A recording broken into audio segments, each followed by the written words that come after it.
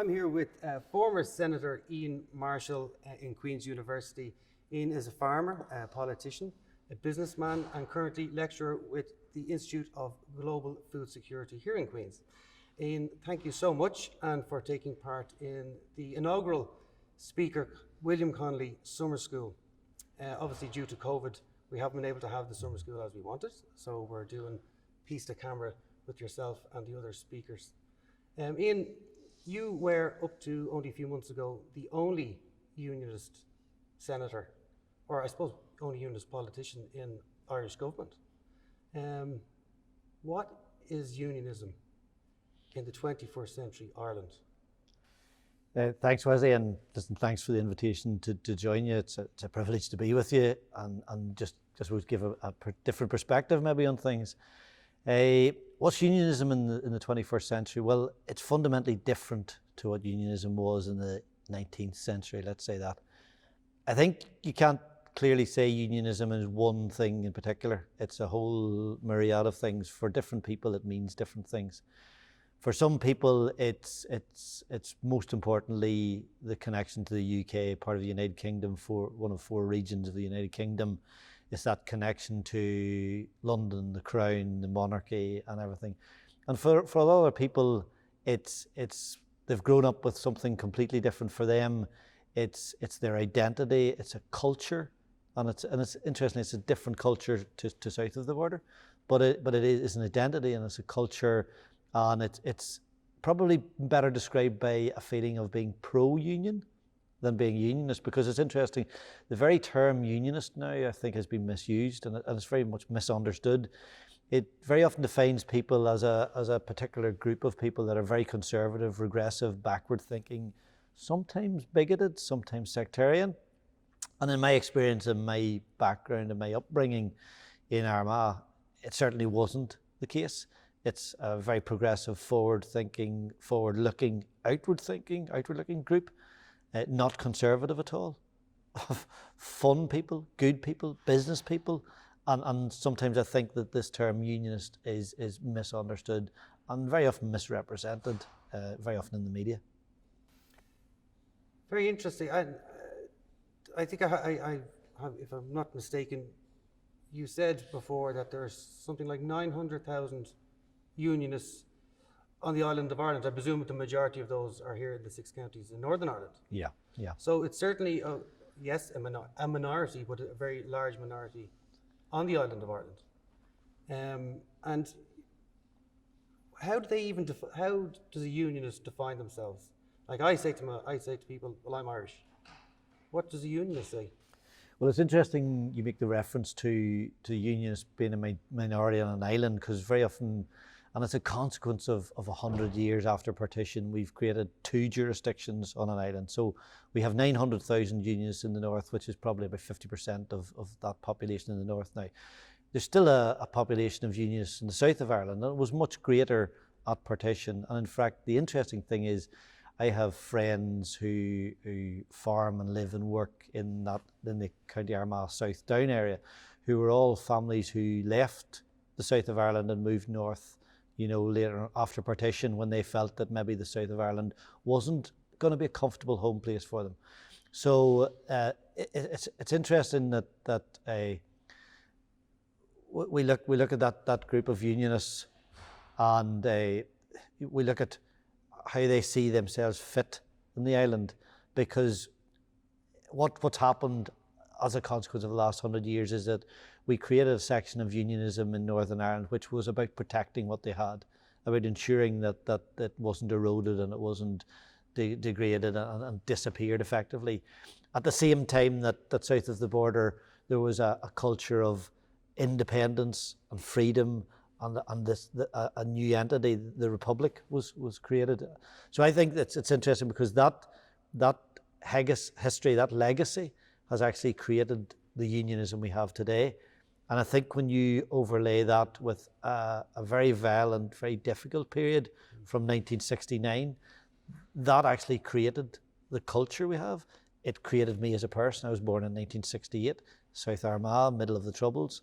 So it was a particularly challenging place to live and work, in fact, to grow up. And I think what you need to remember, and we're in Queens University today, and I've spoken to many, many people whose first engagement with someone from the other side was when they went to Queens. Because remember, our primary education is separate. So I went to a Protestant primary school. I went to, obviously, a Protestant Presbyterian church, but I went to a Protestant grammar school. The sports club I played soccer with, or football, was a Protestant football club. The rugby club was, so all of these things were very much separate, and there the twain should meet. And it's interesting that most kids at that period didn't engage with people from a different perspective until they went to third level education. And I think that's important to remember that, because actually the culture and the psyche of people in Northern Ireland is quite unique. And when people look at me and say about a unionist being anti-Irish language, anti-Dublin, being anti-Irish culture, that's quite interesting, because what I see is people who grew up in a culture where those certain elements were used as something that was anti-me. So the language was portrayed as something that was anti-Brit, anti-union, anti-prod. Music and that identity was something was not for the other side.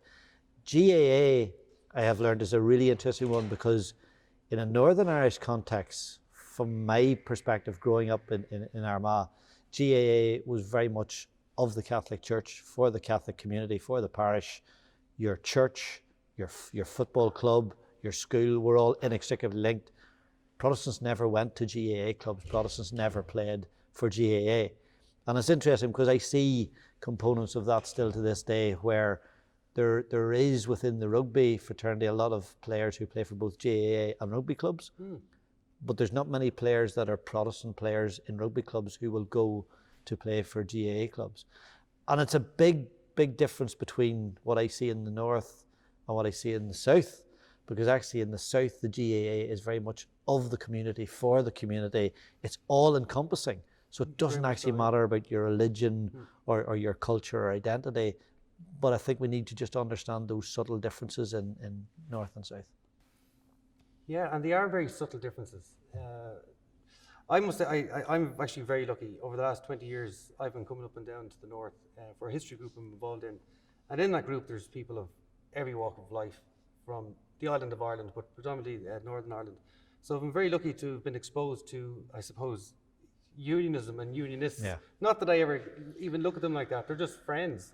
But they are, it's a different world that they have exposed me to, I suppose. As in, like, the orange, like some of them are in the Orange Order. And of course, if I was in the south, that means absolutely nothing to me, other than, I suppose, if you're watching the news, you see the marches every year. And of course, when you start talking to the lads that are in the Orange Order, it's not really, it has its own history, and it's about heritage, and for them, for the vast majority of them, it's from what I can gather, that's what it's simply about. And of course, one of the young guys in our group recently said to me, says, well, if you're going to start exploring Irish identity, you'll have to tell the story of the Orange Order on the island of Ireland. And I says, it's not the island of Ireland, it's up north.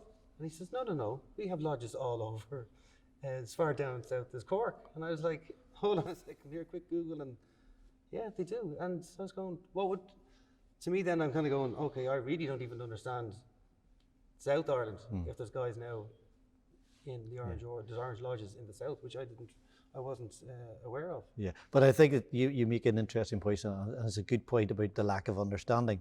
Because remember, when I was first asked to go to the Seanad to run for a by-election, I was told it was a cold house for unionism. Why would you go there? What would ever take you to Dublin? And I subsequently found that that's very much not the case. It's certainly not a cold house for unionism. But I think the interesting thing is, when we look at the history, the first thing is most of us don't understand our history. No, we certainly do not. When I've spoken to people about brought up in a Presbyterian church, and about the attitude to language and culture, it was the Presbyterians that saved the Irish language at one stage. It was the Presbyterians that converted the Bible into Irish at one stage. I was told by the late Seamus Mallon, who's also was a Market Hill man, I was told by Seamus Mallon that the last service preached in a Presbyterian church in Irish was in Points Pass Church, which is 5 miles from where we live. So I think it's a lack of understanding about that history and that culture. You're correct about the Orange Order. The church was the same. I found that there's a rich tapestry of history and heritage, that I suppose the thing that amazed me when I went to Leinster House was how many elected representatives, TDs and senators, grandparents were in the British Army. And that's not a political statement, but the reality was, if you needed to get a stable job with an income to support your family, the army was an option at that stage. And I think that that's what amazed me, that there's this inextricable link and connection between Ireland and Britain. And it's gone on for generations. And this tension, I'm always disappointed and amazed with the tension that goes on, because actually that tension for me is a consequence of two islands geographically close and culturally very close. And I've always contended, had Ireland been in the middle of the Atlantic and got independence, that Britain and Ireland would be the best allies. There would be no tension. But by virtue of the fact that we're so geographically close to each other and inextricably linked, there is that tension there. And I joke, there's one of the guards in Leinster House, and every time England played Ireland at rugby, he used to joke. He said, "Senator Marshall, it's the big match this weekend." And I'd say, "Yeah, there's 100 years of history riding on this one." And I'd say, "No, Senator, there's 800 years riding on this one." So I think the history's important, but we failed miserably in telling the kids the history. And as much as myself, born in 1968, are part of that history created us. That history undoubtedly created unconscious bias that we carry with us. Some people are in complete denial of that, but I believe it's there. And when I look at my kids, or not kids at 21, 22 and 23, they carry none of the bias. They carry none of the prejudice. They're not bothered by this conversation. They're not bothered about someone's religion, because they're growing up in a multicultural society. And it's not a binary question of orange or green, British or Irish. So for my kids, and that's where I think the hope lies, is that there's hundreds of thousands of people on this island growing up now who actually don't see the contention and the difficulties that we, as a different generation, have presumed is there. And if you don't mind me asking, would your kids and their friends, would they see themselves as unionist, or do they see themselves as something completely different in a multicultural Northern Ireland? They don't. They'd actually see themselves as much more part of this multicultural identity, because I have always said that I see myself as British, Irish, Northern Irish and European.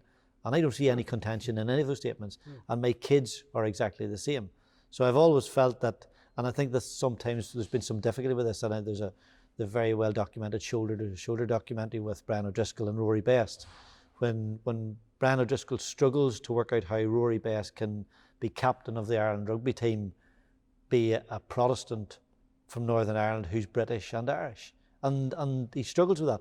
I don't struggle with that. I have no issue with that whatsoever. And I think that when I look at the younger people coming, anyone under the age of 40 probably has less issues with this identity, because identity in Northern Irish context for me has always been about insecurity. And if you're insecure and not comfortable, if you're fearful of an undermining or erosion of identity, you will protect it. But if you're comfortable that it's inclusive, it's for everyone, it is multicultural. And remember, we look in Northern Ireland now, we probably have more Polish language speakers than Irish language speakers. And that's a fact. That's just a phenomenon of migration and employment and where we are. So it's a dynamic that's always changing. And I think that's healthy. And I think that we need to understand the past, learn from the past, respect what happened, but we need to look forward. Absolutely, I couldn't agree more. Understanding the past, absolutely the key. Yeah. And look where we are evolving to in the future. We have a European Union, and we've migration, and we're the same down south. We've people from all over the world in Dublin and all over Ireland, and it's in itself is creating a whole new identity. Yeah. Because intermarriage, and you've kids from all over the world going to the local schools and learning Irish, and it's in itself. But I always say, Wesley, that and I always tell people this when I speak to people, that the key, the thing that I look at is, my favourite book is the Harper Lee novel To Kill a Mockingbird. And if you've read it, if you haven't read it, advice to read it. It's a really good read. But the reason I always refer to that book is that the main character in it, the Atticus Finch character, when he says in it, to understand someone, you've got to get inside their shoes and walk around in them. And that's where we are, because actually once you start to learn the history, and understand the history. Once you start to get underneath the labels that we create on people, and we refer to, you know, and I said to someone earlier, one of the books I read recently when I was travelling with Queens was The Beekeeper of Aleppo. And The Beekeeper of Aleppo is an interesting book because it's fundamentally about a family trying to escape from Syria to the UK for sanctuary and safety for their family. And when I read it, I had a moment of reflection, and I thought, hold on a minute. We refer to these people as migrants, and we listen to the stories about the migrants in the English Channel and the migrant centres and the different way, the way they're being treated. And they're not just migrants, they're mothers and fathers, they're sons and daughters, they're people who want and aspire to the things that I aspire to. They want a better future, they want a healthy, wealthy, positive future for their children. That's what I want. And we've become akin to creating labels, so they're migrants. And in a Northern Irish context, and an Irish context, we've created unionists, we've created loyalists, we've created Republicans, we've created nationalists. We need to strip that away and get underneath that. And I think when we look at the history and we start to dig a bit deeper, what's the thing that motivated these people to do these things? And the one thing I've learned in the last couple of years dealing with all different types of people, both within the Seanad and in Belfast, is that you can't judge people and their actions that they did 20 or 30 years ago through a lens of 2020, because things were different. And they felt very often that was the only path they could take. So I think the thing about is going back to, this is about understanding, and it's about respecting. And once you start to understand those people and get inside their shoes and walk around them and see what it was like from their side, then you maybe get a better feel of where we are now and why we are where we are. Yeah, Irish history is just so complex, and I think it's always been a challenge for education systems, probably north and south, certainly south of the border. I'm sure it must be the same up north, is to actually teach that history correctly. Certainly down south, from when I went to school, I don't think it's changed all that much. That history is not being taught correctly. Yeah, but then remember, we have a fundamental problem in Northern Ireland. We teach our primary kids separately. So as we sit in the university today, a few hundred yards from here is Stranmillis Teaching College. It's the Protestant teaching college. And if we go up to another part of the city, St. Mary's is the Catholic Teacher Training College. So we train our teachers separately. If we train our teachers separately and we educate our kids separately, how on earth are we going to break down barriers? Surely that's where this all needs to start. We're the same down south. It's I went to a Catholic school, and then there's a Protestant school down the road. Yeah, if the divide starts at that such a young age. Yeah. Because I firmly believe if you educate kids together from 4 years old, by the time they go to move schools at 11, those kids have no prejudices. Those kids have no bigotry, no bias. You know, they at the end of that stage can then move to Protestant, Catholic schools, whatever, because at that stage they're already, they have formed their opinions and there's no bias there. So I think that's where we need to start. Ian, you paint a very optimistic, light on, where we are at the moment in terms of unionism and, the future coming forward with the younger, especially with the younger generation. And I do agree, the younger generation, especially down south, they've no interest really on what it means to be Irish. But let's have a bit of a reality check here. It's September 2020. Down south we've a very unstable coalition government. The government up in Northern Ireland is not much better. And tensions, have arisen again after, decades of no tension, I suppose, between Ireland and England over the question of Brexit. So where does unionism fit into all of that and bringing us all together? Well, I think the important thing, Wesley, is here that it's all about opening up the conversation and the dialogue, because no one's ever saying that everyone's going to agree on everything here. I actually think at the moment that if there was this contention around a border poll, I think if there's a border poll, it would be unanimously rejected, because I don't think there's an appetite south of the border for Irish unity. I genuinely see that reflected in my work in Leinster House. To be honest, people aren't really interested.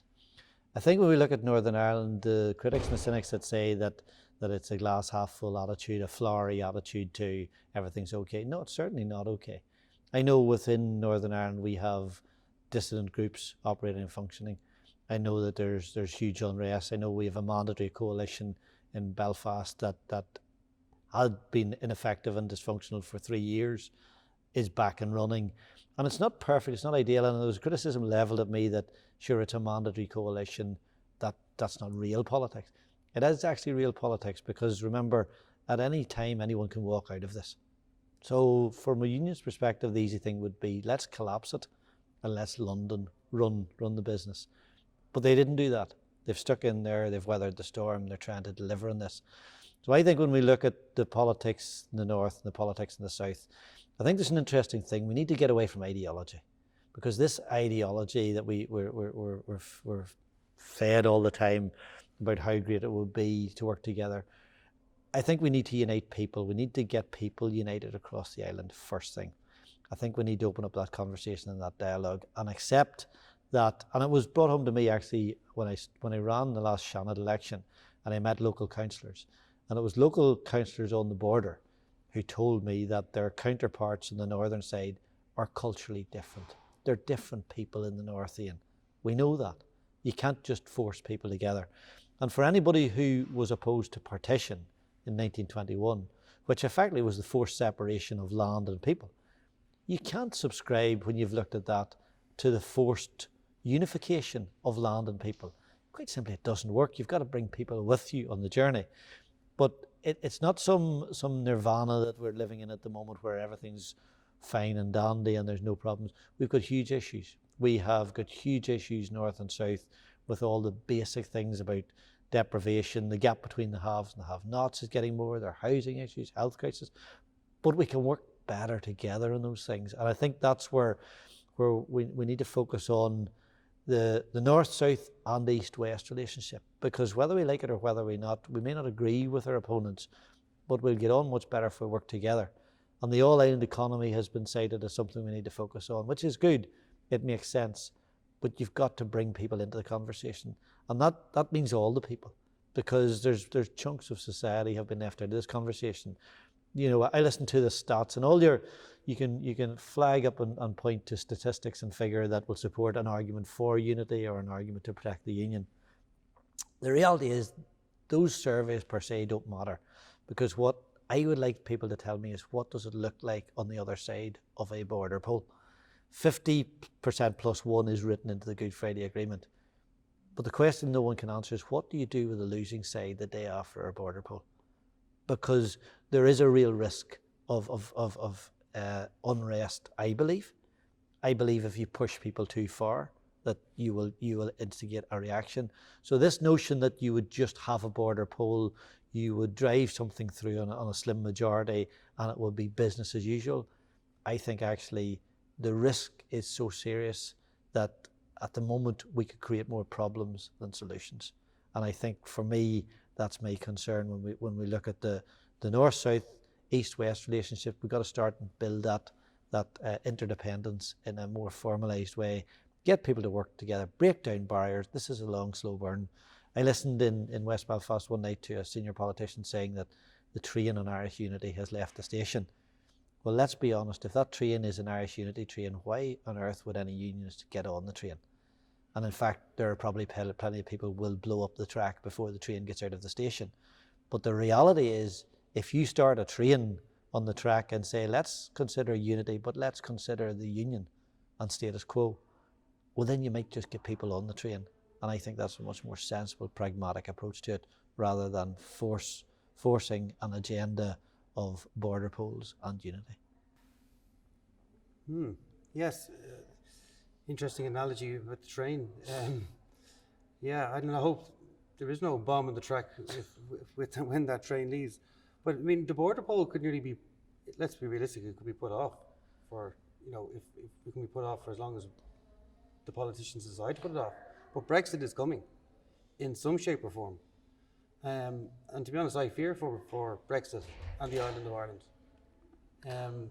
Where do you see Brexit going? Well, it's interesting you follow straight into Brexit when we talk about border poll, because there is an analogy there. And the interesting thing that we certainly learned from Brexit was, if you ask people a simple binary question for a very complex conundrum, you're going to get a very misleading answer. I think Brexit demonstrated that. Brexit demonstrated that people were sold misinformation, they were misled, they were misguided.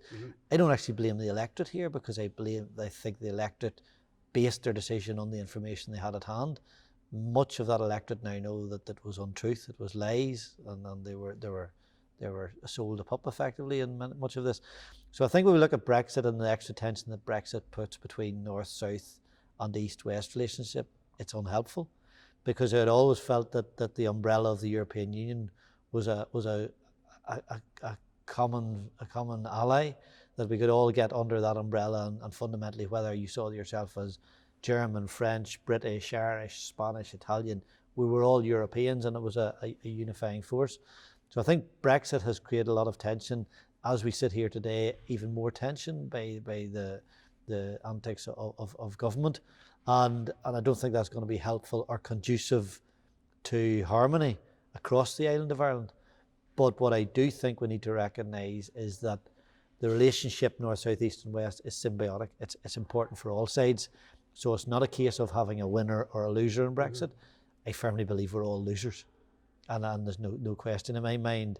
I still feel to be convinced by the Brexiteers that there was an upside to this, because I think it's becoming abundantly clear that it's mainly downsides. So this notion that was sold on two mantras effectively of taking back control and getting Brexit done, it's been hugely misleading. I think it's hugely damaging to I think it will be hugely damaging to both the British economy, the Irish economy for sure, and this notion that we'll hurt Europe in the process.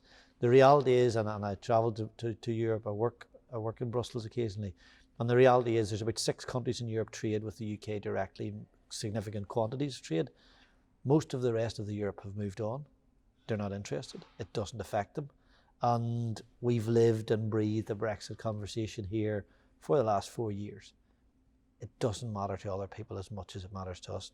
And I think I'm like yourself. I share your concerns. I share nervousness about Brexit, but I share nervousness because it's undoing some of the good work we've done and some of the gains and achievements we've made north, south and east, west. And I think we need to be cognizant of that damage as we go forward. And of course, the economy is the key. At the moment, we have a 32 county economy, north, south, east, west, as you describe it. And that economy is much more volatile than people think. And you know, a hard Brexit, if that happens, or even any form of Brexit for that matter, could affect that economy. And we've already been hit this year with COVID. The lack of tourism all over the island is affecting people and people's livelihoods. It doesn't take much really to set people back and for people to move apart again. Yeah, and remember, I live a few miles from what was a manned border, and you know, I think that what people have forgotten is, and 1998 was the signing of the Good Friday Agreement, a momentous occasion. 22 years on, we've nearly forgotten what that was like, because there's been a normalisation of movement of people and goods and trade across that.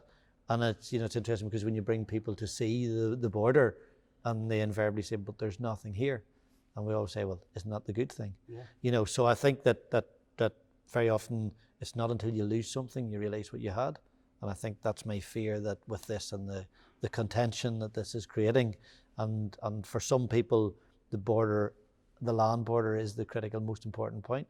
For some people the Irish Sea border is symbolic of a shift in a direction, and for them that's the most important point. But I think the important thing is it's created difficulties for everybody. So if I rewind to 2016, it still makes no sense.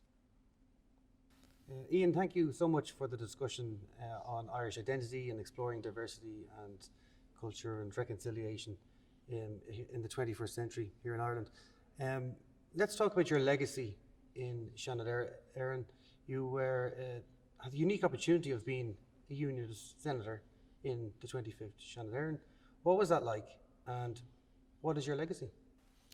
Yeah, it was a huge privilege. It was a huge honour to be elected, and to be the first Ulster Unionist elected was a huge honour, because remember, there'd been other senators from Northern Ireland prior to this. So we had people like Gordon Wilson, whose daughter was murdered in the Enniskillen bombing, Maurice Hayes in the university here, Dr. John Robb, a surgeon, eminent surgeon from Ballymena. So we had people like this who've gone before me.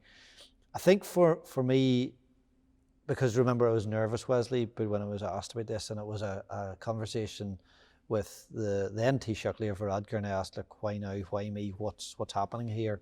Because I was nervous that I was some sort of pawn in a political game.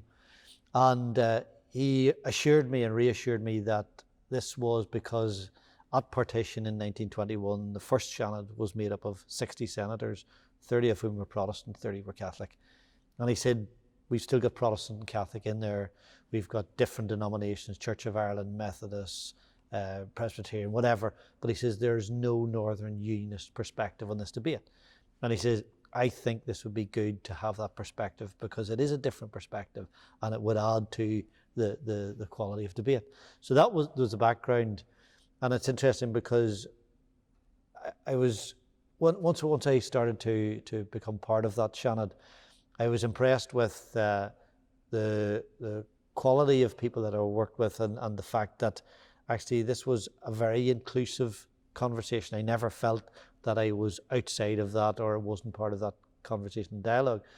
And I think that for some of my critics and cynics who said it would make me less of a unionist if I took up this role, certainly didn't do that. In fact, I felt stronger in my unionist credentials than I did before because actually I've no insecurities about them. I've nothing to fear. So actually being part of that, and I think that the legacy I leave is that time and time again, when I spoke to people in Leinster House, either people within the Seanad or the Dáil, they were learning because they didn't understand what someone from my perspective was like. They were very often, first time they engaged or started to understand my history, my identity, what I stood for, what I represented. So if one legacy can be to leave your mark, I think I go back to fellow countryman Seamus Mullen.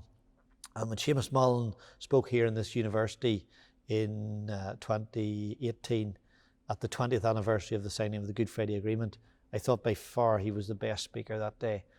But he used a phrase which I wanted to use in my maiden speech after I was elected. And I called one night coming back from the university in his house in Market Hill, and I spoke to him and asked him could I use his words that he used in the university. And he asked me what it was, and it was really powerful words because, and I did use them in my speech, and it was, it doesn't matter what we call this land as long as we all can call it home. And those words really stick in me, and they're really powerful words. So when we look at a legacy in the Seanad, I called after he released his book in 2019, and I asked him to sign my book for me. And he said, Ian, I've never been asked to sign books before. Well, I said, you've signed a lot of pretty important documents in Northern Ireland, so would you inscribe the book? And he put inside the front cover of that book a verse which I think should be my legacy in Leinster House. And he said, keep up the good work in the Seanad, keep opening doors and opening minds. And I think that I would like to be a legacy, because what this is about opening doors and opening minds, getting people to understand a bit better about each other. And I suppose my disappointment is that we haven't had an opportunity to continue that work. Ian, thank you so much. I would shake your hand, but due to COVID, we're not going to do that. But I hope we can work with you and you can work with us in the future for continuing on the dialogue and exploring all the different avenues and manifestations of Irish identity. Yeah. Thank you so much. Thanks for the opportunity, Wesley. Thank you.